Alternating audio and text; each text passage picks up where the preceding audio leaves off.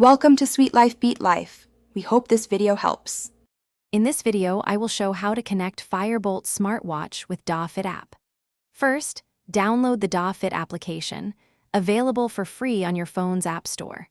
Next, please ensure your smartphone's Bluetooth is switched on. It is also important that your Fire-Boltt smartwatch has at least 50% battery charge before beginning the connection process to ensure a smooth setup. Now, open the DAWFit application on your phone. You will find an option to add device or a similar prompt, usually on the main screen or in the settings menu. Tap this and select your specific Fire-Boltt smartwatch model from the list that appears.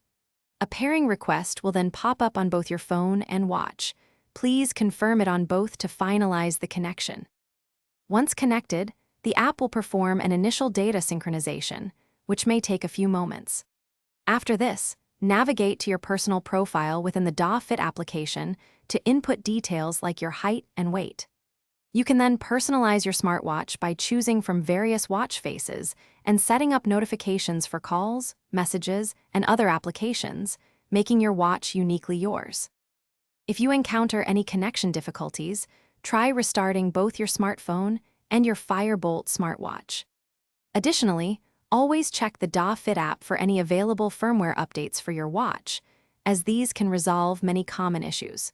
For seamless data synchronization and consistent performance, remember to keep the DAWFit application running in the background on your phone throughout the day. Thanks for watching. Consider subscribing if we helped you.